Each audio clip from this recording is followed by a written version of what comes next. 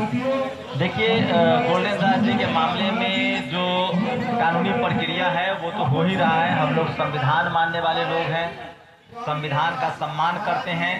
हम यह जानते हुए भी कि इस देश की न्यायिक व्यवस्था में बहुत सारे लूप होल्स हैं, बहुत सारी गड़बड़ियां हैं, उसके बाद भी हम लोग संवैधानिक लोग हैं, संविधान मानने वाले लोग हैं। हमको हर चीज़ संविधान से चाहिए।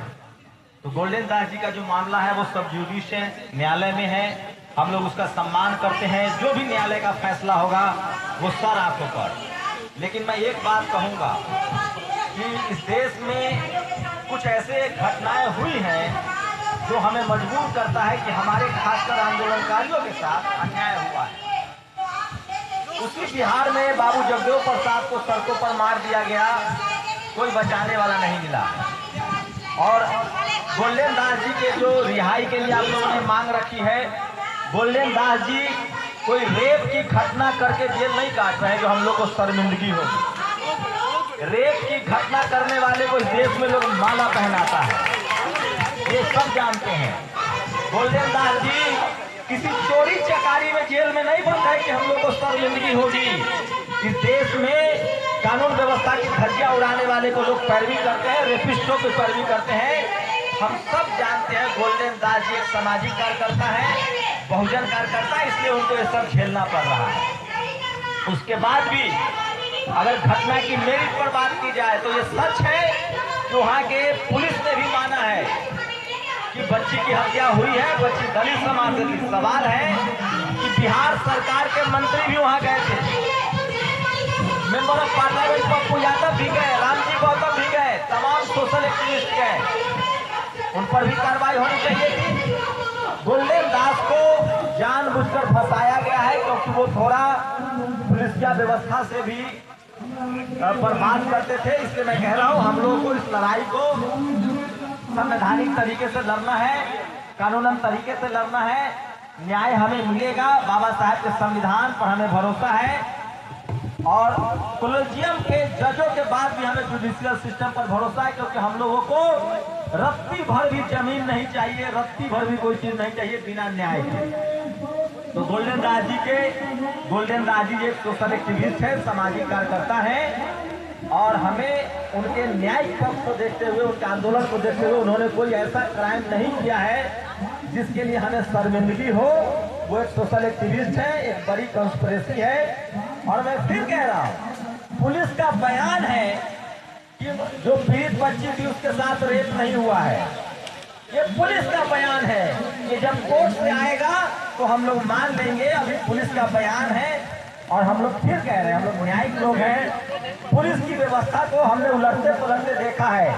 इसी दिल्ली में जेसिका हत्याकांड हुआ था, उसमें सारे आरोपियों को छोड़ दिया गया था, और जब मीडिया का दबाव बना तो फिर से सजा हुआ। इसी देश में तमाम हाई प्रोफाइल मामलों में हमने देखा है कि आरोपियों को छोड़ा गया, बाद में समाज का दबाव, मीडिया का दबाव बना तो फिर आरोपी को सजा हुई है। तो हम लोग तो शोषित वंचित समाज से हैं, चपरासी से लेकर चीफ जस्टिस तक हमारे लोग नहीं हैं। गोल्डन दास को मैं जितना जानता हूँ वो एक सामाजिक कार्यकर्ता है। इस केस की मेरिट पर बात होगी, लेकिन इस देश में अब तक ये होता रहा है। चंद्रशेखर आजाद को दर्जनों बार जेल में डाला गया है। तो इस देश में जो दलित, पिछड़े, आदिवासी, किसान, सोनेलाल पटेल की सारी हड्डियां तोड़ दी गई। तो तमाम हम लोगों पर FIR हो रहे हैं, हम लोगों पर सरकारी शिकंजा कसा जा रहा है। तो साम दाम दंड भेद यही मनुवाद का हथियार है। आपको कभी पुलिस से, कभी दरोगा से, कभी गुंडों से फंसाया जाएगा। हमें बस एक काम करना है कि हमें ये अपनी लड़ाई संवैधानिक दायरे में रहकर संवैधानिक तरीके से लड़ना है। गोल्डन दास जी के लिए लीगल असिस्टेंस करना है, और वो किसी तरह के जघन्य अपराध में नहीं है। वो एक प्रोटेस्ट था, उसमें अगर तोड़फोड़ हुई है तो उनकी पहचान हो।